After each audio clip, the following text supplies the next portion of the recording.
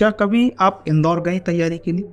Sir मैं 4 बार इंदौर गई हूँ सिर्फ। एक बार मैं 2019 के साक्षात्कार के लिए दस्तावेज आयोग में जमा करने, दूसरी बार 2019 का साक्षात्कार देने, तीसरी बार 2021 के साक्षात्कार के दस्तावेज जमा करने और चौथी बार 2021 का साक्षात्कार देने। मुझसे पूछा गया था कि आपका सिलेक्शन हुआ या नहीं, आपने तो साक्षात्कार दिया था। तो सर मैंने फिर बहुत हिम्मत जुटा के मैंने उन्हें ना कहा कि मेरा चयन नहीं हुआ है। तो सर वो हिम्मत आपके अंदर होनी चाहिए कि यदि आप अपनी सफलता का श्रेय ले रहे हैं तो आपको अपनी असफलता का भी श्रेय लेना चाहिए। शुरुआत में परफेक्शन की तरफ बिल्कुल भी ना जाए। शुरुआत में आप सिर्फ अपना सबसे पहले टॉपिक पढ़ें, उसे याद करें, उसे लिखें और फिर आप उससे अपनी क्वालिटी और प्रेजेंटेशन को इम्प्रूव करें। अगर आप शुरुआत से ही परफेक्शन की तरफ जाएंगे तो कहीं ना कहीं आपको नकारात्मक परिणाम मिलेंगे। शुरुआत में आपको सिर्फ लिखने पर फोकस करना है। एक बार जब आप लिख पाएंगे तब फिर आप अपना प्रेजेंटेशन और क्वालिटी भी इम्प्रूव कर पाएंगे। और जब आपके आंसर में प्रेजेंटेशन प्लस क्वालिटी दोनों इम्प्रूव हो जाएगी तब आपका आंसर एक औसत उत्तर से बेहतर हो जाएगा। सिलेक्शन तक चैनल आप कब से देख रहे हैं और अभ्यर्थियों के लिए क्या संदेश देना चाहेंगे? सर मैं सिलेक्शन तक चैनल को पिछले 1-1.5 साल से फॉलो कर रही हूँ, जुड़ी हुई हूँ। मध्य प्रदेश लोक सेवा आयोग की परीक्षाओं के बारे में सबसे ज़्यादा जो ऑथेंटिक जानकारी है वो आपके चैनल से अभ्यर्थियों को मिलती है।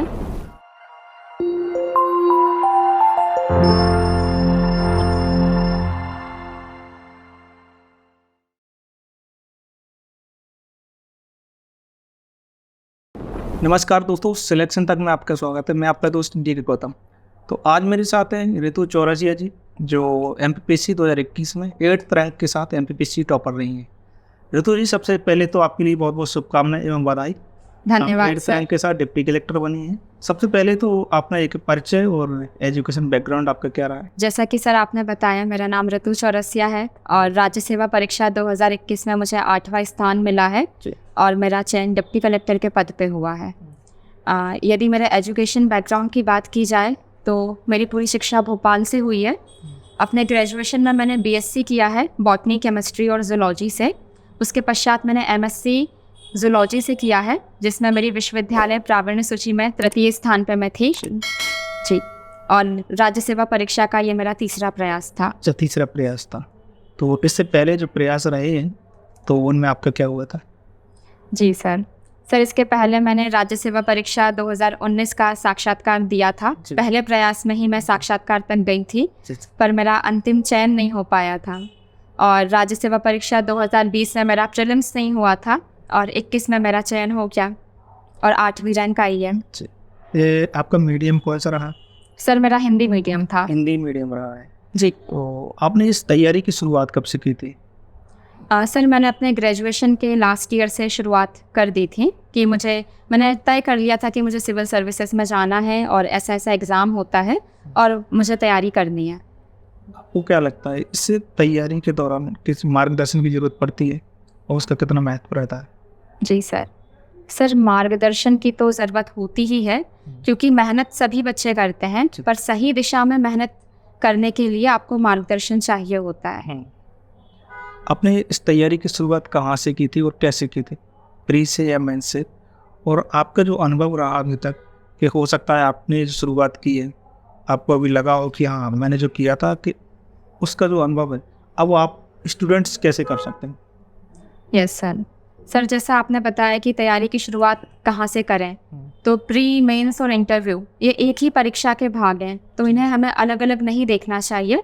बच्चे तैयारी की शुरुआत में ऐसे कर सकते हैं कि प्री और मेंस के जो कॉमन टॉपिक हैं उन्हें पढ़ लें और उन्हें पहले तैयार कर लें। जब प्रीलिम्स का टाइम आए तो आप उसी टॉपिक को रिवाइज करें और उसके एमसीक्यू प्रैक्टिस करें।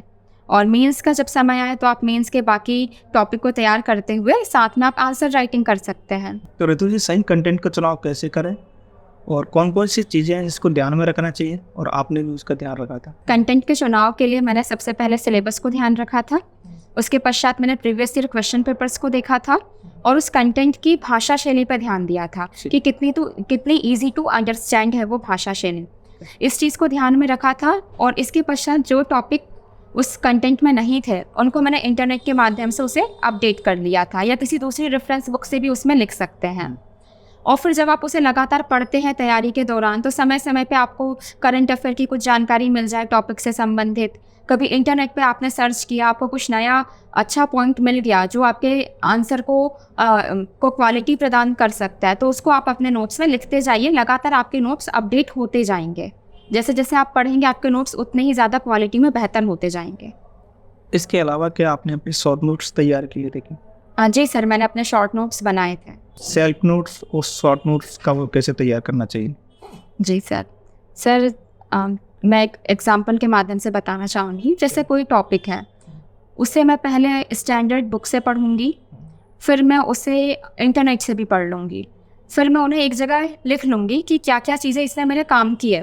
क्योंकि हो सकता है कि कोई टॉपिक किसी बुक में 3-4 पेज में दिया हो, इंटरनेट पे भी उसकी बहुत सारी जानकारियाँ दी हो, तो मैं उसमें से अपने काम की चीज़ें एक जगह लिख लूँगी और इस तरह से मेरा उस टॉपिक का सेल्फ नोट्स बन जाएगा। फिर सर मैं उसे 2-3 बार पढ़ लूँगी। उस टॉपिक को मैं पढ़ लेती थी 2-3 बार। पढ़ने के बाद में मैं देखती थी कि क्या मुझे ये पूरा टॉपिक याद है। अगर मुझे कुछ बातें मैं अपने सेल्फ नोट्स से भूल रही हूँ, तो उनको मैं अपने शॉर्ट नोट्स में लिखती थी और बार बार मैं अपने उन शॉर्ट नोट्स को रिवाइज़ करती थी क्विक रिविज़न के लिए। सर शॉर्ट नोट्स ऐसे होते हैं कि आपके क्विक रिवीजन में काम आते हैं। इसको अभ्यर्थी को अपनी क्षमता और आवश्यकता के अनुसार बनाने चाहिए। किसी के भी शॉर्ट नोट्स, एक व्यक्ति के शॉर्ट नोट्स दूसरे व्यक्ति के काम नहीं आएंगे, क्योंकि अपने शॉर्ट नोट्स अपनी क्षमता और आवश्यकता के अनुसार बनाए जाते हैं। प्रीलिम्स की तैयारी में कौन कौन सी चीज़ों को ध्यान रखना चाहिए और कैसे करें? सर प्रीलिम्स के लिए सबसे पहले तो आपको सिलेबस और previous year question papers analysis करना चाहिए। जैसे सिलेबस का कोई टॉपिक हम एग्जाम्पल के लिए ले लेते हैं, जैसे नदी है, तो आप प्रीवियस ईयर क्वेश्चन पेपर जब आप देखेंगे मध्य प्रदेश की नदियों के बारे में, तो कुछ एक उनके डायमेंशन, आपको एक पैटर्न समझ आएगा कि कुछ 3-4 उनके डायमेंशन है, उन्हीं से क्वेश्चन आएंगे कि नदी कहाँ से उसका उद्गम स्थल हुआ है, कहाँ के पठार से उसका निकलती है और उसकी सहायक नदी क्या है, या इस प्रकार से भी आता है कि कौन सी परियोजना इस नदी पर है। तो ये डायमेंशन जब आपको मिल जाएंगे ना, तो आपको पढ़ने का भी एक तरीका समझ आ जाएगा कि आपको इस टॉपिक में इस डायमेंशन को इस हिसाब से कवर करना है। जैसे आप जनगणना को ले लीजिए, तो मध्य प्रदेश की जनगणना से आपको सवाल देखने को मिलेंगे, तो आप जनगणना को आप पढ़ लीजिए उस हिसाब से। इस प्रकार से जब आप सारे टॉपिक का आप सिलेबस के अकॉर्डिंग PYQ एनालिसिस कर लेंगे, तो आपके 65 to 70% क्वेश्चन आपको समझ आ जाएंगे कि कहाँ से आ रहे हैं। बाकी का जो 25-30% आपका पेपर रह जा रहा है, उसके लिए तो आपको मेहनत करनी पड़ेगी। जैसे करंट अफेयर्स में भी जब एनालिसिस किया जाता है पेपर्स का, तो आपको एक उनमें पैटर्न फॉलो होते दिखेगा कि जैसे कुछ भी इम्पोर्टेंट घटना हुई है, तो उससे प्रश्न आपको देखने को मिलेगा, या तो डायरेक्ट या इनडायरेक्ट। या तो वो घटना का प्रश्न आपसे सीधे सीधे पेपर में पूछा जाएगा, या फिर उसको स्टैटिक जीके से कनेक्ट करके आपके पेपर में आपको प्रश्न देखने को मिलेगा। तो इस प्रकार से आप अपना करंट अफेयर भी तैयार कर सकते हैं। प्रीलिम्स में टेस्ट सीरीज का क्या रोल है, कब और कैसे देना चाहिए? सर टेस्ट सीरीज से आपको एक प्रैक्टिस हो जाती है कि आप एक्चुअल एग्ज़ाम में जाने के पहले आप अपनी प्रैक्टिस कर लें। बहुत बच्चों के साथ होता है कि वो OMR गलत फिल करके आते हैं, अपना रोल नंबर नहीं सही से फिल कर पाते हैं, या बहुत बार ऐसा भी होता है कि वो सेट का गोला नहीं भर पाते हैं। तो ये सारी ऐसी सिली मिस्टेक से बचने के लिए आपको टेस्ट सीरीज़ देनी चाहिए। इसके साथ ही आपको सेल्फ एवेल्युएशन में भी हेल्प करती है कि आपके कौन से टॉपिक से सारे प्रश्न सही हो रहे हैं और कौन सा टॉपिक आपने अच्छे से पढ़ा है फिर भी आपके इससे प्रश्न गलत हो रहे हैं। ये आपको कैसे पता चलेगा? ये आपको टेस्ट सीरीज से पता चलेगा। तो टेस्ट सीरीज आप देने के पश्चात उसको एनालिसिस कीजिए कि मेरे किस टॉपिक से क्वेश्चंस गलत हो रहे हैं, उस टॉपिक को फिर रिवाइज कर लीजिए। तो मुझे लगता है कि एक्चुअल पेपर में सिली मिस्टेक्स से बचने के लिए और अपनी तैयारी का मूल्यांकन करने के लिए टेस्ट सीरीज उपयोगी होती है। मेंस की तैयारी कैसे करना चाहिए और कौन कौन सी चीज़ें हैं जो मेंस की तैयारी में ध्यान रखना चाहिए? सर सबसे पहले तो आपके पास एक ऑथेंटिक कंटेंट होना चाहिए, क्योंकि आप सही चीज़ पढ़िए, गलत चीज़ पढ़ेंगे तो समस्या आएगी। सही कंटेंट होना चाहिए। उसके बाद में आपको आंसर राइटिंग की प्रैक्टिस करनी चाहिए और आपको अपने आंसर के प्रेजेंटेशन पे ध्यान देना चाहिए। आंसर राइटिंग का भी एक आपका बेसिक जो स्ट्रक्चर होता है, इंट्रोडक्शन, बॉडी और कंक्लूजन, इस 3 पार्ट में ही मैं अपने सारे आंसर्स को लिखती थी। जैसे कि इसमें एक और चीज़ मैं बताना चाहूँगी कि सभी बच्चे एक ही कंटेंट पढ़ रहे हैं, एक ही किताब पढ़ रहे हैं, उसी को अपने कॉपी में लिख रहे हैं। तो अगर आपको ज़्यादा मार्क्स चाहिए है तो आपको अपने आंसर में कुछ नई चीज़ बतानी पड़ेगी और इसके लिए आपको करंट अफेयर्स का सहारा लेना होगा। आप जैसे कोई भी टॉपिक से संबंधित कोई प्रश्न आया है, उसमें जो सामान्य चीज़ सभी बच्चों ने लिखी है वही आपने लिखी है, तो आपको भी वही नंबर मिलेंगे जो सबको मिल रहा है।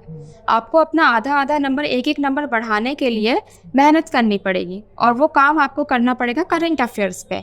करंट अफेयर्स के लिए सर मैंने क्या किया था, मैंने पूरे जितने भी अपने 3 पेपर हैं, खास करके इस पे आगे के जो 2 पेपर हैं, उसके लिए मैंने क्या किया था सर, अपने करंट अफेयर्स की मैंने कुछ A4 साइज़ की शीट्स तैयार कर ली थी। उस पर मैंने टॉपिक वाइज करंट अफेयर का डेटा लिख लिया था, ताकि ये मुझे एग्ज़ाम टाइम पे काम आएगा। और मैं उसी डेटा को बार बार रिवाइज़ करती थी। जैसे ज्योग्राफी में करंट अफेयर्स में कुछ भूकंप चल रहे होते हैं, कुछ ज्वालामुखी चल रहे होते हैं, तो उनके नाम आप याद रख लीजिए कि अगर भूकंप से संबंधित कोई प्रश्न आएगा तो मैं इसका रेफरेंस दे सकती हूँ। उसके अलावा जैसे पॉलिटी है, तो पॉलिटी में आप संविधान संशोधन का रेफरेंस दे सकते हैं। किसी विषय पर यदि कोई संसदीय समिति गठित की गई है तो उसकी जानकारी आप अपने उत्तर में दे सकते हैं। जैसे इकोनॉमी में हम देखते हैं कि बहुत सारी रिपोर्ट्स आती रहती हैं, IMF की, वर्ल्ड बैंक की, नीति आयोग के बहुत सारे इंडेक्स आते हैं, उसमें आप मध्य प्रदेश का स्थान बता सकते हैं, मध्य प्रदेश के प्रदर्शन के बारे में आप बता सकते हैं। करंट अफेयर्स में कुछ योजनाएं चल रही होती हैं, उन योजनाओं के बारे में भी आप अपने उत्तर में बता सकते हैं जहां आवश्यकता हो। तो सर इस प्रकार से आपके कंटेंट में डाइवर्सिटी आएगी, और ये कंटेंट और आपका उत्तर दूसरों के उत्तर से अलग दिखेगा, और यही यूनिकनेस आपको फिर और उसे आधा या 1 नंबर एक्स्ट्रा दिलवाएगी। सर ये बात करी मैंने कंटेंट डाइवर्सिटी के बारे में। अब हम बात करते हैं हमारे आंसर के प्रेजेंटेशन के ऊपर। अपने उत्तर को ज़्यादा प्रेजेंटेबल दिखाने के लिए हम फ्लो चार्ट्स का यूज़ कर सकते हैं, हम मैप बना सकते हैं। सर जैसे क्या होता है कि 5 मार्कर हुआ, 11 मार्कर हुआ, उसमें यदि स्पेस का इशू होता है तो ज़रूरी नहीं है कि आपको पूरा मैप बनाना है। यदि कोई क्वेश्चन ऐसा है जिसमें आपको ईस्टर्न इंडिया के बारे में कुछ है, तो आप सिर्फ ईस्टर्न इंडिया का मैप बना दीजिए उसमें, स्पेस को बचाने के लिए। आप फ्लो चार्ट भी बना सकते हैं, पर आवश्यकता के अनुसार। पूरी कॉपी में आपको मैप नहीं बनाना है, पूरी कॉपी में आपको फ्लो चार्ट नहीं बनाना है। आपने 3 मार्कर के लिए क्या किया था और उसका क्या महत्व रहता है एग्जाम में? जी सर, 3 मार्कर का बहुत ज़्यादा महत्व है। यह आपकी कॉपी का फर्स्ट इम्प्रेशन एग्जामिनर के सामने बताता है। अगर आपके 3 मार्कर बहुत अच्छे से कवर हैं, यदि आपने 3 मार्कर बहुत अच्छे से लिखे हुए हैं, तो एक अच्छा पॉजिटिव इम्प्रेशन एग्जामिनर के सामने बन जाता है कि बच्चे के पास नॉलेज है, उसका प्रेजेंटेशन अच्छा है, और यही पॉजिटिव इम्प्रेशन आपको आगे की मार्किंग में हो सकता है कि मदद करे। 3 मार्कर में कम शब्दों में अधिक से अधिक चीज़ें लिखने का प्रयास करना चाहिए। और यदि बहुत सारे ऐसे 3 मार्कर होते हैं जो नहीं आते हैं, मुझे भी बहुत सारे नहीं आ रहे थे, तो मैंने उन्हें सीधे छोड़ दिया था, क्योंकि गलत जानकारी देने से आप कहीं ना कहीं अपना ही इंप्रेशन ख़राब कर रहे होते हैं कि बच्चे को नहीं आ रहा तब भी वो गलत चीज़ें लिख रहा है, एग्जामिनर के सामने गलत इंप्रेशन जाता है। इसलिए यदि कोई चीज़ आपको 3 मार्कर में नहीं आ रही है तो उसे आप छोड़ दें, क्योंकि उससे आपका एक गलत इंप्रेशन नहीं बनेगा। अगर आपका 3 मार्कर में ही गलत इंप्रेशन बन गया तो आगे हो सकता है कि आपकी पूरी मार्किंग इससे अफेक्ट हो जाए। तो इसलिए मुझे लगता है कि 3 मार्कर बहुत इंपॉर्टेंट और क्रूशियल रोल प्ले करते हैं आपकी इमेज एग्जामिनर के सामने बनाने के लिए। जो मेंस में लघुत्तरीय और दीर्घोत्तरीय प्रश्न आते हैं, तो उनकी तैयारी आपने कैसे की थी और उसे किस टाइप से लिखना चाहिए? सर जैसे लघुत्तरीय और दीर्घोत्तरीय, इनके लिए सर एक कॉमन जो पैटर्न होता है, इंट्रोडक्शन, बॉडी और कंक्लूजन वाला, इसी को ज़्यादातर मैंने फॉलो किया था। पर 5 मार्कर में हो सकता है कि कभी कभी आपको इंट्रोडक्शन और कंक्लूजन के लिए जगह ना भी मिले, तो इसमें आप अपनी मेन बॉडी का कंटेंट ही इतना इफेक्टिव डालिए कि वो आपके इंट्रोडक्शन और कंक्लूजन को फुलफिल कर दे। और सर 11 मार्कर में आपके पास बहुत स्कोप होता है अपनी क्रिएटिविटी दिखाने का। इसमें आप अपना लिख भी सकते हैं, डायग्राम भी बना सकते हैं। ज्योग्राफी का हो तो आप मैप के थ्रू भी बता सकते हैं। जैसे मैं खुद अभी 2023 के मेंस में एक प्रश्न आया था, विश्व में ज्वालामुखी का वितरण, तो मैंने उसमें बहुत अच्छे से पूरा विश्व का मानचित्र बनाया था, और पूरे उसने बताए थे कि परिप्रशांत महासागरीय पेटी के ज्वालामुखी, मध्य अटलांटिक पेटी के ज्वालामुखी, इस प्रकार से आप मैप के थ्रू बता सकते हैं। तो 11 मार्कर आपको बहुत मौका देते हैं अपने नॉलेज को, अपने स्किल्स को एग्जामिनर के सामने लाने का। एग्जाम से पहले हम जो टेस्ट सीरीज लगाते हैं मैं इसकी मुख्य परीक्षा की, उसका कितना योगदान रहता है और किस टाइप से उसकी तैयारी करनी चाहिए? सर टेस्ट सीरीज़ का लाभ ये होता है कि अभ्यर्थी तय समय में अपना पेपर कंप्लीट कर पाता है और साथ ही अपना प्रेजेंटेशन भी सुधारता जाता है। सर क्योंकि शुरुआत में तो परफेक्शन किसी से नहीं आता है। शुरुआत में आप बहुत हो सकता है कि आप बहुत गंदा आंसर लिखें, आपको खुद को लगे कि ये मैंने क्या लिखा है, पर सर आपको अभ्यास करना पड़ेगा बार बार। सर हो सकता है कि एक टेस्ट में थोड़ा सही उत्तर ना लिखें, पर आप जब दोबारा लिखेंगे तो आपका उत्तर सुधरेगा, तीसरी बार में और बेहतर होगा, चौथी बार में और बेहतर होगा। तो मुझे लगता है कि टेस्ट सीरीज़ आपके प्रेजेंटेशन को भी सुधरवाती है और तय समय में आपका पेपर अटेम्प्ट करवाती है। टेस्ट सीरीज कब ज्वाइन करना चाहिए मेंस के लिए? असल मुझे लगता है कि आपको टॉपिक पढ़ने के साथ साथ ही उसको राइटिंग प्रैक्टिस भी करते जाना चाहिए, क्योंकि अगर आप सिर्फ पढ़ाई करते जाएंगे और लिखेंगे नहीं तो उसका कोई मतलब नहीं है, क्योंकि mains is all about the writing and presentation. तो आप जैसे जैसे आप टॉपिक पढ़ते जा रहे हैं आप उसके टेस्ट लगाते जाइए, लिखते जाइए। बिल्कुल मत घबराइए कि शुरू में सर बहुत बच्चे क्या होते हैं, घबरा जाते हैं कि मैंने अपना पहला टेस्ट दिया और वो अच्छा नहीं था या मेरे उसमें बहुत कम नंबर आए हैं, तो इससे डीमोटिवेट नहीं होना है। और वो इससे डीमोटिवेट हो गए, कुछ बच्चे तो लिखना भी छोड़ देते कि अब मैं नहीं लिखूंगा मेंस, अब मैं नहीं लिखूंगी मेंस की टेस्ट सीरीज़। तो इससे आपको डीमोटिवेट नहीं होना है। हो सकता है आप आज सही नहीं लिख रहे हैं, कल को आप और बेहतर लिखेंगे और परसों आपका और बेहतर होगा। और सर शुरुआत में क्या हुआ था मेरे साथ कि मैंने आंसर्स उतने सही नहीं लिखे थे, उतना प्रेजेंटेशन मेरा अच्छा नहीं था, कंटेंट की भी कमी थी, तो मेरे टेस्ट सीरीज़ में बहुत कम नंबर आए थे और उससे मैं डीमोटिवेट हो गई थी और फिर मैंने आगे के 2-3 टेस्ट लिखे भी नहीं थे और मैं पढ़ भी नहीं पाई थी। पर ये गलती अभ्यर्थियों को नहीं करनी है। आपका शुरुआत में आपका आंसर अच्छा नहीं होगा, वो प्रेजेंटेबल भी नहीं होगा, पर आपको लगातार उस पर काम करना है, आपको कंटिन्यूसली अपने आप को इम्प्रूव करते जाना है। और जब आप इम्प्रूव करते जाएंगे तो शुरू में आपका उत्तर थोड़ा अच्छा नहीं होगा, बाद में जैसे जैसे आप उसको बार बार आप प्रैक्टिस करेंगे, लिखते जाएंगे, तो आपका कंटेंट भी बढ़ जाएगा, अच्छा हो जाएगा, आपका प्रेजेंटेशन भी अच्छा हो जाएगा और आपकी स्पीड भी उसके साथ आ जाएगी। तो आपको लगातार आपको प्रैक्टिस पे ध्यान देना है। जो गलती मुझसे हुई थी कि मैंने फिर 2-3 टेस्ट मैंने आगे के मिस किए थे और फिर मैं चौथा टेस्ट देने गई थी, तो उसमें मुझे खुद से सुधार दिखा था। तब मुझे ये चीज़ रियलाइज़ हुई कि अगर मैंने बीच के 2-3 टेस्ट नहीं छोड़े होते तो मेरा और ज़्यादा सुधार हो जाता। उसके पश्चात सर फिर मैंने लगातार अपने टेस्ट दिए, टॉपिक कवर करती गई शेड्यूल के अकॉर्डिंग और अपने टेस्ट लिखती गई और सर लगातार मेरा इम्प्रूव होता गया, सुधार होता ही गया। तो इस बीच में कभी कभी ऐसा है कि नंबर कम आते हैं या फिर लिख नहीं पाते, डिमोटिवेट भी हो जाते होंगे? जी सर, डिमोटिवेट तो मैं हो जाती थी। जैसे मैंने बताया कि मेरा पहली कॉपी मेरी इतनी अच्छी नहीं थी, देखकर ही मुझे लग रहा था कि ये मैंने क्या लिखा है, मैंने इतना ज़्यादा पढ़ लिया था सर पर मैंने लिखा नहीं था, तो मुझे उसकी समस्या हुई थी। फिर मैंने सोचा कि नहीं, अब मैंने पढ़ा है तो अब मुझे अपने प्रेजेंटेशन पे काम करना चाहिए। तो फिर सर मैंने उसको लगातार मैंने अपने आप पे काम किया, मैं लिख लिख के मैंने प्रैक्टिस किया। मुझे मैप बनाने नहीं आते थे तो मैंने एमपी का मैप बनाना सीखा, बहुत मुश्किल से सीखा पर एमपी का मैप बनाना मैंने सीखा। इस प्रकार की चीज़ें सर मैंने इम्प्रूव किया है सर लगातार। शुरुआत में तो कभी ऐसा नहीं किया कि अब लिखने का काम नहीं हो पाएगा, रखने का तो चलो सब ठीक है? सर मुझे तो याद ही नहीं होती हैं चीज़ें, मैं तो लिख लिख के ही याद करती थी। अच्छा।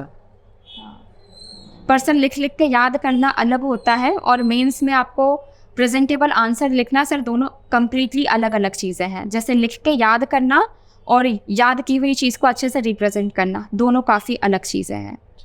ऋतु, जब आपने तैयारी शुरू की तो आपके अंदर बहुत से प्रश्न हो गए, क्योंकि जब कोई भी चीज़ की शुरुआत करती है लाजमी प्रश्न तो होते हैं और हर एक स्टूडेंट के अंदर होते हैं। हाँ। हो सकता है वो प्रश्न कॉमन हो जी। तो आप अपने एक अनुभव शेयर कीजिए शुरुआत का। सर जब तैयारी मैंने शुरू की थी तो सभी अभ्यर्थियों की तरह मेरे मन में प्रश्न आया था कि इतना सारा सिलेबस है, कवर कैसे होगा, मैं कहाँ से पढ़ूंगी और मेरा होगा भी या नहीं होगा, और क्या मुझे यह करना चाहिए या नहीं करना चाहिए। फिर मैंने बहुत सारी रिसर्च की, मैंने बहुत सारे टॉपर्स के इंटरव्यू देखे, चाहे वो MPPSC के टॉपर्स हों या UPSC के टॉपर्स हों। फिर मैंने उनके इंटरव्यू देख के अपनी एक अलग स्ट्रैटेजी बनाई कि इस हिसाब से मैं अपने सिलेबस को कवर करूँगी। फिर सर मेरे पास एक कंटेंट की भी चुनौती थी कि मैं कहाँ से पढूं, मार्केट में इतनी सारी चीज़ें हैं। मैंने फिर समाधान किया उस समस्या का भी, मैंने सही कंटेंट का चुनाव किया। तो सर एक सेल्फ डाउट हमेशा बना रहा, एक ऐसा डर हमेशा सर पूरी तैयारी के दौरान मेरे मन में बना रहा था कि मेरा होगा या नहीं, मेरा होगा या नहीं। पर सर मैं उस डर के साथ भी मैं अपनी मेहनत पूरी करती रही। तो मुझे इतना पता था कि अगर मैं मेहनत करूँगी तो शायद मेरा भी हो जाएगा। तो जब रिजल्ट आया तो आपको कैसा लगा?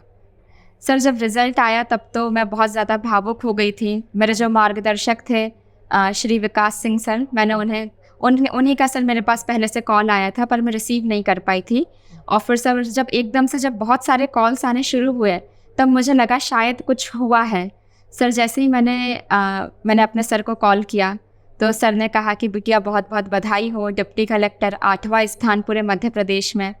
तो सर वो क्षण मेरे लिए बहुत भावुक कर देने वाला क्षण था। मैं अपनी मम्मी के गले लग के एकदम रोने लगी और फिर सर भी कॉल पर ही थे। तो सर ने कहा, बोले नहीं बिटिया, आपकी मेहनत का फल आज आपको मिला है, आपकी सफलता आपकी मेहनत की वजह से आपको मिली है। तो सर बहुत ही अच्छा फील हुआ क्योंकि रिज़ल्ट आने के 2 घंटे पहले तक मैं इसी संशय में थी कि मेरा होगा या नहीं होगा।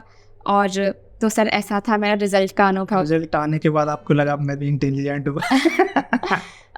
मुझे नहीं लगता कि एक सामान्य अभ्यर्थी में और एक टॉपर में कोई फ़र्क है सर, क्योंकि सबके पास दिन के 24 घंटे हैं, सबका मस्तिष्क समान है और सर सबकी क्षमताएं अलग अलग होती हैं। पर सर लोग अपनी क्षमताओं को विस्तार देते हैं और कुछ लोग विस्तार नहीं दे पाते हैं। एक चीज़ रहती है कि इस तैयारी के दौरान कुछ लोग पूछते हैं कि टॉपर कितने घंटे पढ़ते हैं, सिलेक्टेड लोग कितने घंटे पढ़ते हैं, तो आपने अपनी तैयारी के दौरान क्या फॉलो किया था, टारगेट या टाइम? सर मैंने टारगेट को लेके फोकस किया था क्योंकि सर अगर जब आप टाइमिंग पे फोकस करते हैं ना तो आप पढ़ाई पे फोकस नहीं करते हैं, तब आप सिर्फ टाइम देख रहे होते कि मैंने आज 4 घंटे का टाइमर लगाया है, 4 घंटे का टारगेट है, तो कब 4 घंटे होंगे वो, तो आप पढ़ तो बुक रहे होते हैं पर आपके बैक ऑफ द माइंड चल रहा होता है कि भगवान वो 4 घंटे कब ख़त्म होंगे। तो सर मैंने टारगेट को फोकस करके स्टडी प्लान किया था अपना। मैं अपना टॉपिक डिसाइड करती थी कि आज मैं ये वाले टॉपिक पढ़ूंगी और फिर मैं उस टारगेट को कंप्लीट करती थी, चाहे वो मेरा 2 घंटे में हो, 4 घंटे में हो। और सर एग्ज़ाम के पहले आपके टारगेट बड़े हो जाते हैं तो वो 7-8 घंटे तक भी चले जाते हैं। पर सर एग्ज़ाम के पहले सामान्य दिनों में आप 4 से 5 घंटे की स्टडी कर रहे हैं कंसिस्टेंसी के साथ। ऐसा नहीं कि एक दिन पढ़ा फिर 4 दिन आपने बुक को छुआ भी नहीं है, खोली भी नहीं है बुक, ऐसे नहीं। 4 घंटे अगर आप डेली कंसिस्टेंसी के साथ पढ़ रहे हैं, हफ्ते 4-5 घंटे, तो वो इनफ है। कभी कभी ऐसा होता है कुछ सब्जेक्ट ऐसे जिनमें हमें इंटरेस्ट नहीं रहता। हाँ, ऐसे कोई आपके भी सब्जेक्ट रहे हो गए, उस वक्त ऐसा लगता है कि यार ये चीज़ याद नहीं हो रही, तो उस वक्त आपने क्या किया और उसको कैसे तैयार किया? यस सर जैसे मैं साइंस की अभ्यर्थी थी तो मेरे लिए जीएस पूरा नया था और इसको पढ़ना मुझे लगता था कि ये मैं कैसे पढ़ूंगी। तो सर रुचि तो सर मेरी शुरू में किसी भी विषय में नहीं थी जीएस के, पर सर जब मैंने पढ़ना शुरू किया तो मेरी रुचि अपने आप विकसित हो गई। तो ऐसा कोई भी विषय नहीं था जिसमें मेरी रुचि नहीं थी सर, क्योंकि जब मैंने पढ़ना शुरू किया तो मेरी और जिज्ञासा जागृत हुई कि अच्छा इस विषय में ये पढ़ाते हैं, इतिहास में ऐसा ऐसा आपको पढ़ना होता है, पूरा हड़प्पा से लेके आप पूरा स्वतंत्रता प्राप्ति तक का आप पढ़ते हैं। तो सर मेरी जिज्ञासा विकसित होती गई, तो मुझे फिर कोई भी विषय ऐसा बोझ नहीं लगा, मैं सिर्फ उसको पढ़ती थी, जिज्ञासु बन के मैं अपना सब्जेक्ट पूरा करती थी। तैयारी के दौरान आपने कोई ग्रुप बनाया हो जिससे, और किस टाइप से बनाया था, ये था तो? सर मेरा ऐसा कोई ग्रुप नहीं था क्योंकि मैं सेल्फ स्टडी को ज़्यादा प्राथमिकता देती हूँ, ग्रुप स्टडी मुझसे नहीं होती है। पर कुछ मेरे मित्र थे जो मेरे को समर्थन देते थे, सहयोग देते थे इस पूरी तैयारी के दौरान। जैसे उन्होंने कुछ टॉपिक बता दिया कि इसमें से ये कंटेंट है, इसमें आप ये वैल्यू एडिशन कर सकते हो। और सर तैयारी के दौरान सर डीमोटिवेशन भी आता है, तो सर आपके जो करीबी मित्र होते हैं वो तब आपको मोटिवेट करते हैं। तो सर मेरा ऐसा कोई स्टडी ग्रुप नहीं था, पर मेरे मित्र थे जो मुझे स्टडी के साथ साथ मोटिवेट भी करते थे। स्टडी तो सर मैंने सेल्फ स्टडी ही की है। क्या आपने किसी मार्गदर्शन लिया और कौन कौन ऐसे आपको मार्गदर्शन रहे? सर मेरी पूरी तैयारी में श्री विकास सिंह सर जो मेरे गुरु हैं उनका मार्गदर्शन काफ़ी महत्वपूर्ण रहा है, चाहे प्रारंभिक परीक्षा हो, मुख्य परीक्षा हो या साक्षात्कार हो, सर उनका पूरा मार्गदर्शन रहा है और मुझे पूरी सफलता मिली है। जब आप डिमोटिवेट होते थे तो आप क्या करते थे? सर मैं डिमोटिवेट होती थी तो सर मैं अपने माता पिता से बात करती थी कि मम्मी अब मुझे लग रहा है मुझसे नहीं होगा, मैं कुछ और दूसरा ट्राई कर लूँ क्या। मैं अपने पिताजी से भी बात करती थी कि पापा मुझे आज अच्छा नहीं लग रहा है, डर लग रहा है, तैयारी मेरी अच्छी नहीं है, मुझे बहुत डर लग रहा है। तो सर उस अवस्था में मेरे माता पिता मेरा हौसला बढ़ाते थे कि नहीं बेटा, अगर तुम्हें आज अच्छा नहीं लग रहा है, हम देख रहे हैं तुम पिछले 10 दिन से पढ़ रही हो, तुमने ब्रेक नहीं लिया है, तो आज चलो आज अपन ब्रेक ले लेते हैं, आज अपन कहीं बाहर होके आते हैं या अपन आज घर में ही कुछ अपन बैठते हैं, बातें करते हैं, कुछ अपना पसंदीदा शो देख लेते हैं माता पिता के साथ बैठ के। तो सर इस प्रकार से मैं करती थी। या कभी मेरी मम्मी खुद कहती थी कि तुम बहुत टाइम से ऋतु पढ़ रही है, एक काम कर, अपने किसी दोस्त के से मिल के आ जा, तेरा थोड़ा माइंड फ्रेश हो जाएगा, तू महीने भर से घर के अंदर है। जैसे कि आपने 3 अटेम्प्ट दी और 3 अटेम्प्ट में आपने पहली बार इंटरव्यू तक पहुंची, जी सर। उस वक्त आपको बहुत खुशी हुई होगी सर बहुत। लेकिन जब खुशी हुई रिजल्ट थी। आया उस वक्त की क्या स्थिति थी? सर मुझे अभी भी याद है, रात के 11:30 बजे वो रिज़ल्ट आया था और सर मैंने जैसे ही पीडीएफ में अपना रोल नंबर डाला, मेरा रोल नंबर नहीं था और सर मेरे तभी आंसू बहना शुरू हुए। मेरी मम्मी आई कि ऋतु क्या हुआ, तो मैं कुछ बोल भी नहीं पाई, मैंने उन्हें सिर्फ फ़ोन दिखाया। अब वो समझ पाई या नहीं, उतने में मेरी दी का कॉल आया। तो फिर दीदी ने बताया कि रिज़ल्ट आया है और ऐसा ऐसा हुआ है, शायद ऋतु का रोल नंबर नहीं है। तो सर मैं उस दिन मैं पूरी रात रोई हूँ सर, पूरी रात रोई हूँ कि मेरा नहीं हुआ। सर रोना तो आता ही है सबको, लेकिन सर दुख होता है। हाँ लेकिन इसके बाद आपने फिर से प्रयास किया और फिर प्रीलिम्स भी नहीं निकला। सर एक्चुअली 2020 का प्रीलिम्स तो पहले हो गया था, पहले ही नहीं निकला था वो। पर सर रिजल्ट आया था अभी 27 या 28 दिसंबर 2023 को और 8 जनवरी से मेरा मेंस था 2022 का। तो सर वो 9-10 दिन का गैप था और मेरा मेंस था और मैं उस टाइम पे बहुत डीमोटिवेट हो गई थी। मुझे समझ ही नहीं आ रहा था कि अब मैं क्या करूं। सर उस अवस्था में मेरे माता पिता ने मेरा हौसला बढ़ाया और मेरी मम्मी ने कहा कि तुम्हारे पास एक मौका है ना, तुम अपना इस मेंस पे फोकस करो। फिर सर मैंने अपना 8 जनवरी से मैंने राज्य सेवा परीक्षा 2022 का मेंस लिखा था सर, जिसका भी रिजल्ट आया है वो भी मेरा उत्तीर्ण हो चुका है। तो सर हाँ सर 22 का मेंस भी मेरा हो गया है। सर इससे ये सर मुझे आज वो चीज़ समझ आती कि वो 10 दिन मेरे लिए कितने क्रूशियल थे।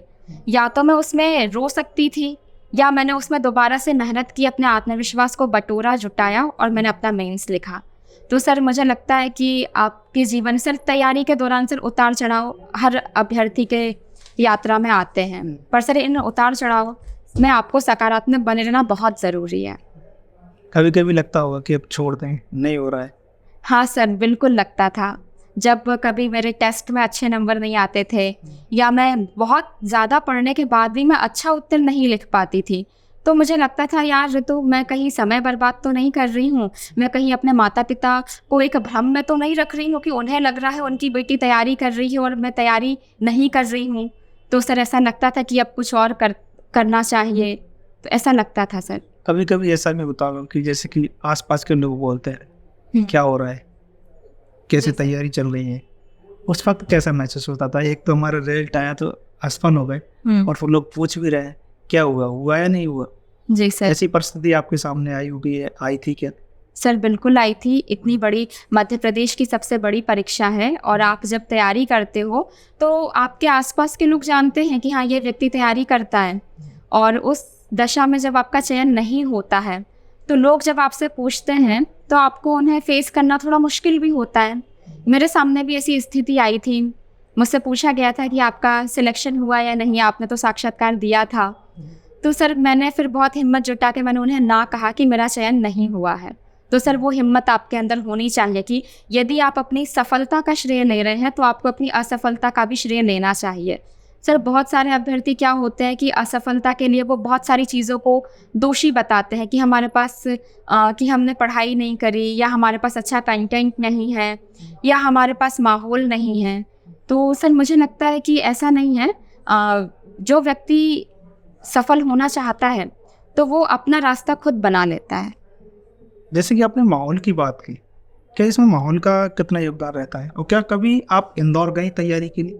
सर मैं 4 बार इंदौर गई हूँ सिर्फ। एक बार मैं 2019 के साक्षात्कार के लिए दस्तावेज आयोग में जमा करने, दूसरी बार 2019 का साक्षात्कार देने, तीसरी बार 2021 के साक्षात्कार के दस्तावेज जमा करने और चौथी बार 2021 का साक्षात्कार देने। केवल आप इंटरव्यू के दस्तावेज जमा करने गई थी, तैयारी करने नहीं गई? नहीं गई सर।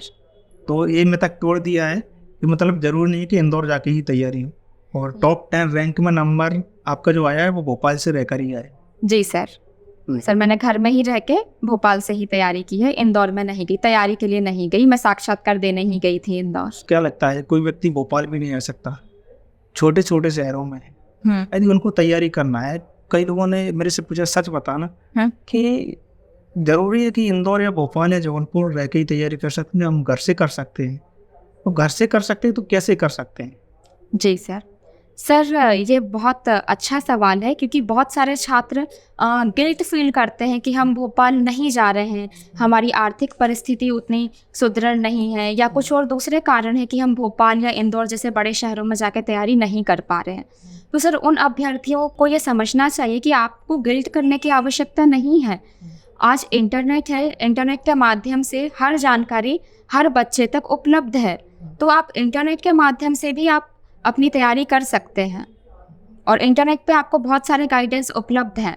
पर आपको इसमें इस बात की समझदारी रखनी चाहिए कि आप सही व्यक्ति को फॉलो करें। इंटरनेट पर भी 2 प्रकार की चीज़ें आती हैं, एक वो जो आपको व्यूअर्स बनाना चाहती है, और एक वो जो आपको अधिकारी बनाना चाहती हैं। तो आप में इस बात की क्षमता हो कि आप पहचान पाए कि आप क्या कंटेंट देख रहे हैं।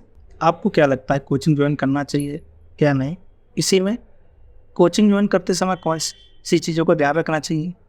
क्या कोचिंग को महत्व दें या टीचर को? यस इन सारे सवालों का आपका क्या अनुभव रहा? Yes sir. सर, पहला प्रश्न आपका था कि कोचिंग ज्वाइन करनी चाहिए या नहीं करनी चाहिए। तो मुझे लगता है सर, ये एक व्यक्ति का अपना व्यक्तिगत निर्णय होना चाहिए। अगर व्यक्ति अपने स्वयं से पढ़ाई कर सकता है तो वो कोचिंग ज्वाइन ना करे। अगर उसके पास सही मार्गदर्शन उपलब्ध है और वो अपनी पढ़ाई नियम से, अनुशासन के साथ खुद कर सकता है, तो वो अपना स्वयं पढ़ाई करे। दूसरी चीज़ सर, यदि कुछ बच्चे ऐसे हैं जिनके पास मार्गदर्शन नहीं है और उन्हें लगता है कि उन्हें कोचिंग ज्वाइन करने की आवश्यकता है, तो वो मार्गदर्शन के लिए अपनी कोचिंग ज्वाइन कर सकते हैं। पर सर, एक चीज़ मैं यहाँ पे स्पष्ट करना चाहूँगी कि अंततः मेहनत अभ्यर्थी को ही करनी है। कोई भी कोचिंग आपको सिर्फ वो पढ़ा सकते हैं। घर आके अगर आप चीज़ें रिवाइज नहीं करेंगे, आप आंसर राइटिंग की प्रैक्टिस नहीं करेंगे, तो आप कोई सी भी कोचिंग ज्वाइन कर लीजिए, आप कैसे सफल होंगे? इसलिए आवश्यकता इस बात की है कि अगर आप कोचिंग भी जा रहे हैं तो आप अपना डिसिप्लिन बनाए रखें, और अगर आप कोचिंग नहीं जा रहे हैं तो आप सही मार्गदर्शन किसी भी माध्यम से प्राप्त करके उस दिशा में आगे बढ़ते रहिए। सर, अंततः मेहनत अभ्यर्थी की ही होती है। दूसरी चीज़ सर, आपने कही कि कोचिंग संस्थान को महत्व दें या शिक्षक को महत्व दें। तो सर, इसका सीधा ही उत्तर है कि आपको शिक्षक को महत्व देना चाहिए, क्योंकि सर संस्थान तो बहुत सारे हैं, और सर संस्थान में हर सत्र में, हर सेशन में उनके जो टीचर्स होते हैं वो शायद चेंज होते हैं। हो सकता है कि जब एक बैच में दूसरे टीचर ने पढ़ाया है, अगले बैच में दूसरे टीचर ने पढ़ाया है। हो सकता है कि कोई टीम बहुत अच्छी हो उनकी पढ़ाने वाली, कोई टीम उससे भी ज़्यादा बेहतर हो। पर सर, मुझे लगता है कि शिक्षक को ज़्यादा महत्व देना चाहिए, ना कि संस्थान को। कभी कभी क्या होता है कि हम टॉपर की फ़ोटो देखकर कोचिंग ज्वाइन कर लेते हैं, जबकि एक टॉपर के लगभग 5 से 7 कोचिंग में, 10 कोचिंग में फ़ोटो मिल जाते हैं जी। तो आप इसको लेकर क्या कहेंगे? क्या टॉपर की फ़ोटो देखकर कोचिंग ज्वाइन करना चाहिए या टीचर को देखकर? सर, जैसा कि आपने पूछा कि एक ही टॉपर की कई सारी कोचिंग में फ़ोटो देखने को मिलती है, तो सर क्योंकि सर परीक्षा के 3 चरण होते हैं, प्रीलिम्स होता है, मेंस होता है, इंटरव्यू होता है। तो इस तैयारी के दौरान एक छात्र हो सकता है कि कई संस्थानों में जाए, कहीं से उसने प्रीलिम्स का पढ़ाई किया हो, तो मैं प्रीलिम्स की टेस्ट सीरीज दूसरे संस्थान से दी हो, मेंस का फाउंडेशन कहीं और संस्थान से पढ़ा हो, मेंस की टेस्ट सीरीज 2-3 संस्थानों में लिखी हो, साक्षात्कार के लिए अलग अलग संस्थानों में गए हों, तो सर चयन के पश्चात वो सभी संस्थान उसे अपना अभ्यर्थी बता के फ़ोटो लगाते हैं। पूरा श्रेय ले लेते हैं कि हमारे से चयन हुआ है, भले वो वहाँ पे साक्षात्कार के लिए 2 दिन ही क्यों ना गया हो। सर, मुझे लगता है कि इस दिशा में संस्थानों को यह स्पष्ट करना चाहिए कि यह चयनित अभ्यर्थी हमारे साक्षात्कार प्रोग्राम का स्टूडेंट है, या हमारे मेंस के फाउंडेशन का स्टूडेंट है, या हमारे प्रीलिम्स का स्टूडेंट है, या इन्होंने पूरी तैयारी हमारे संस्थान से ही की है। सर, मुझे लगता है अगर इस प्रकार की स्पष्टता यदि अभ्यर्थियों को हो जाएगी तो एक भ्रामक स्थिति से अभ्यर्थी बच जाएगा। हाँ, तो मैं सभी विद्यार्थियों से कहना चाहूँगा, जो आप मेरे से बीच बीच में पूछते सर कौन सी कोचिंग ज्वाइन करें, क्या करें, तो मैं सबसे कहना चाहूँगा, ये तो सबसे पहले उस संस्थान के टीचरों के बारे में जानिए, टीचर कौन कौन से हैं, क्योंकि संस्थान वही रहता है, टीचर बदलते रहते हैं। हो सकता है वो टीचर दूसरे कोचिंग संस्थान में हो, तो हमेशा क्या किसी संस्थान के पीछे न भागें, शिक्षक की टीम के पीछे भागें। वहाँ से उनसे ये भी पूछिए कि आपके जो सिलेबस का टाइम ड्यूरेशन है कितने टाइम में ख़त्म कराते हैं। उसके अलावा जो टॉपरों के उन्होंने फ़ोटो लगाए हैं, आपको लगता है कि देखो कोई भी संस्थान किसी को टॉप नहीं कराता, वो एक स्टूडेंट की ही मेहनत होती है, ठीक है? तो उससे पूछिए कि जो सिलेक्टेड रहे वो आपके कौन से प्रोग्राम का भाग रहे हैं, यदि आपको डाउट है तो इसलिए क्योंकि सेलेक्ट जब आप इंक्वायरी लेने जाते हैं तो कोचिंग वाले स्पष्ट बारे हमारे यहाँ से ये टॉप हुए, ये फ़ोटो लगे हुए हैं, जबकि वो असलियत नहीं बताते हैं। तो मुझे भी ये लगता है कि, और मैं भी कहना चाहूँगा सभी कोचिंग संस्थान वालों से, कृपया अपने टॉपर के फ़ोटो के नीचे ज़रूर मेंशन करें कि आपके यहाँ से किस प्रोग्राम का भाग रहा है। इससे स्टूडेंट भी भ्रमित होने से बचेगा और एक सही जानकारी सभी को मिल सके। काफ़ी दिनों से मैं इंटरव्यू कर रहा हूँ, मैंने कुछ चीज़ें देखी जी कहीं ना कहीं जो सिलेक्टेड होते हैं, अधिकतर लोगों की बात कर रहा हूँ, सभी की नहीं कर रहा हूँ, जी जी या तो वो स्कूल के टॉपर रहते हैं या कॉलेज के टॉपर रहते हैं। आपको क्या लगता है स्कूल और कॉलेज की पढ़ाई यहाँ पे कितने काम आती है और कैसे? सर निश्चित तौर पे जो स्कूल की पढ़ाई होती है वो आपका फाउंडेशन होती है। जैसे हमारे सिलेबस के भी जो जीएस के सब्जेक्ट्स हैं सारे स्कूल में आपको पढ़ाए जाते हैं, तो सर वो बेसिक तो आपका स्कूल से ही बनता है, फाउंडेशन आपका स्कूल से ही होता है। इसके साथ ही सर आपका जो ग्रेजुएशन है, आपका जो पोस्ट ग्रेजुएशन है, उस सब्जेक्ट के जितने भी टॉपिक आपके सिलेबस में आते हैं उसमें आप बहुत अच्छा परफॉर्म कर सकते हैं अन्य अभ्यर्थियों की तुलना में। जैसे यदि मैं मेरा ही उदाहरण दूं तो मैं बायोलॉजी की छात्रा रही हूँ। हमारे 2021 के मेंस में एक प्रश्न आया था थायराइड ग्लैंड पे, तो उस थायराइड ग्लैंड वाले प्रश्न में मैंने काफ़ी अच्छे से लिखा, मैंने काफ़ी अच्छे से उसमें डायग्राम बनाया, मैंने उसमें पैराथायराइड ग्लैंड्स भी बताई, पूरे हार्मोन्स बताए, कौन कौन से सिक्रीट होते हैं और उनकी कमी या अधिकता से होने वाले पूरे रोग बताए और उनके ट्रीटमेंट के बारे में भी मैंने लिख दिया था। तो सर मुझे लगता है कि आपकी फील्ड के जो क्वेश्चंस आ रहे हैं आपकी मुख्य परीक्षा में, उसमें आप कोशिश कीजिए कि आप अन्य अभ्यर्थियों से बहुत अच्छा लिख पाएँ, तो वहाँ पे आपको एक फ़ायदा मिलेगा। प्लस पॉइंट रहता है आपको। जी सर। आपका तीसरे अटेम्प्ट में सिलेक्शन जो हुआ है, आपको क्या लगता है जो अटेम्प्ट बनने का कारण होता है वो क्या रहता है? सर मुझे लगता है अटेम्प्ट बढ़ने का कारण सबसे पहले तो सर इसके दो पक्ष होते हैं।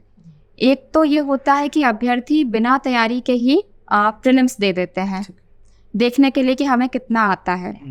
दूसरा पक्ष ये है इसका कि सर सही मार्गदर्शन का अभाव होना। जो सीरियस अभ्यर्थी होते हैं उन्हें एक सही मार्गदर्शन का अभाव होता है, जिस कारण से उनकी मेहनत तो हो रही होती है पर उसको सही दिशा नहीं मिल पा रही होती है। तो मुझे लगता है कि जब मेहनत और मार्गदर्शन दोनों मिल जाते हैं तब सफलता मिल जाती है। इस तैयारी में दोनों चीज़ें मायने रखती, पढ़ाई और लिखाई। पढ़ाई की तो अधिकतर हमने चीज़ें कवर कर ली हैं, कैसे पढ़े हैं, कहाँ से पढ़े हैं, कितना पढ़े हैं, ये सब चीज़ें हो चुकी हैं, लेकिन लिखने की कुछ चीज़ें छूट रही हैं। आदर्श उत्तर कैसे लिखें और कैसे आंसर राइटिंग करना चाहिए? सर मुझे लगता है कि आदर्श उत्तर लिखने के लिए शुरुआत से ही नहीं जाना चाहिए। शुरुआत में तो अभ्यर्थी को अपना टॉपिक पढ़ना चाहिए, उसे याद करना चाहिए और उसे सिर्फ लिखना चाहिए। शुरुआत में परफेक्शन की तरफ बिल्कुल ना जाए। शुरुआत में सिर्फ आपको लिखने पे ध्यान देना चाहिए कि आप लिख पा रहे हैं या नहीं, क्योंकि बहुत बार ऐसा होता है कि चीज़ें आपने पढ़ी होती हैं पर आप उसे कॉपी में लिख नहीं पा रहे हैं। तो शुरुआत में आपको इस बात पे फोकस करना चाहिए कि आपने जो पढ़ा है वो आप लिख पा रहे हो, और उसके पश्चात फिर आपको उसमें अपनी क्वालिटी और प्रेजेंटेशन को इम्प्रूव करते जाना चाहिए। सर ये एक पूरी प्रोसेस है जो लगातार सतत अभ्यास से ही विकसित होगी। एक बार दो बार लिखने से नहीं, इसके लिए आपको बार बार प्रयास करना पड़ेगा, बार बार अभ्यास करना पड़ेगा, तभी परफेक्ट आंसर आपका बनेगा। आंसर राइटिंग की शुरुआत करने के लिए सबसे पहले हम जो पुराने प्रश्न पत्र हैं हमारे मुख्य परीक्षा के, उसको अभ्यर्थी लिख के देख सकते हैं। उससे क्या होगा, दो फायदे होंगे।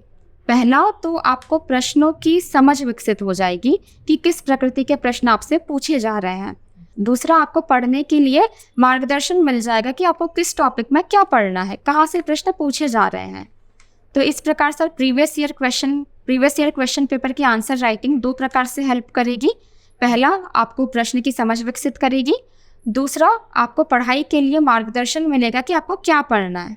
सर आंसर राइटिंग में मैं एक बार दोबारा से रिपीट करना चाहूँगी कि शुरुआत में परफेक्शन की तरफ बिल्कुल भी ना जाए। शुरुआत में आप सिर्फ अपना सबसे पहले टॉपिक पढ़ें, उसे याद करें, उसे लिखें और फिर आप उससे अपनी क्वालिटी और प्रेजेंटेशन को इम्प्रूव करें।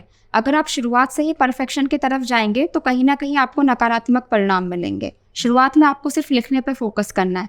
एक बार जब आप लिख पाएंगे तब फिर आप अपना प्रेजेंटेशन और क्वालिटी भी इम्प्रूव कर पाएंगे, और जब आपके आंसर में प्रेजेंटेशन प्लस क्वालिटी दोनों इम्प्रूव हो जाएगी तब आपका आंसर एक औसत उत्तर से बेहतर हो जाएगा।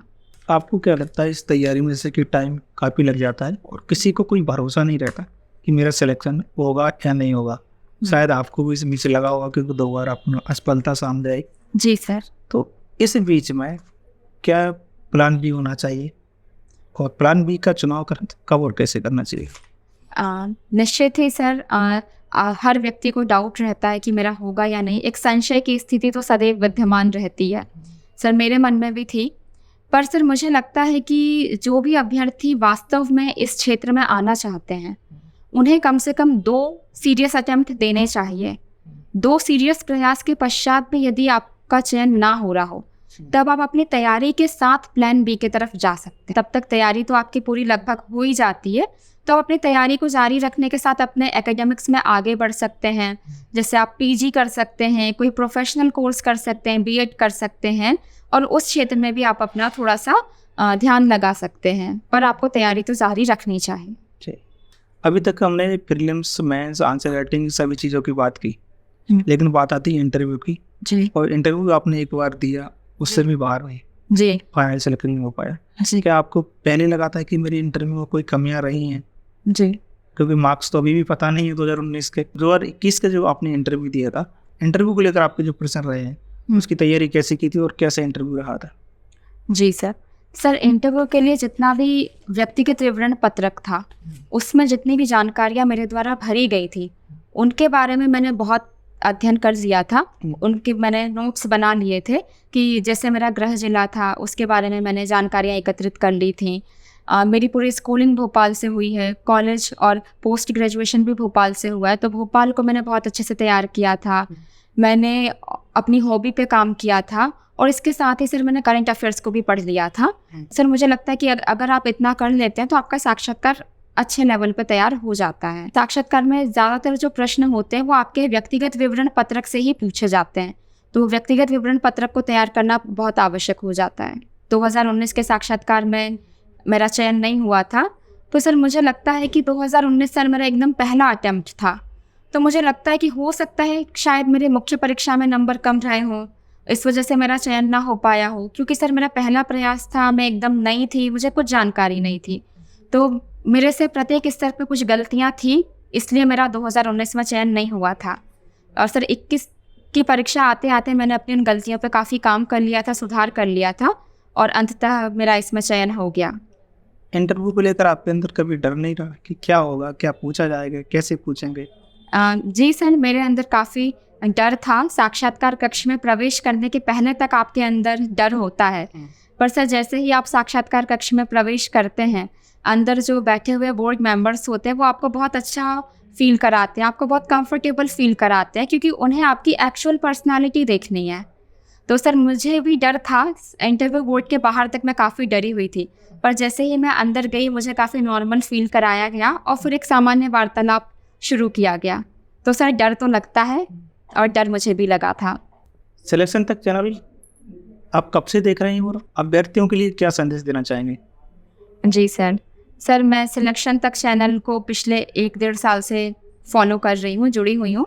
और सर मध्य प्रदेश लोक सेवा आयोग की परीक्षाओं के बारे में सबसे ज़्यादा जो ऑथेंटिक जानकारी है वो आपके चैनल से अभ्यर्थियों को मिलती है, तो मुझे लगता है कि आप इस दिशा में काफ़ी अच्छा प्रयास कर रहे हैं, और मैं आपको धन्यवाद देना चाहूँगी। आपने मुझे यह मंच प्रदान किया कि मैं अपनी कुछ बातें अभ्यर्थियों तक पहुँचा पाऊँ। चलिए, थैंक यू सो मच।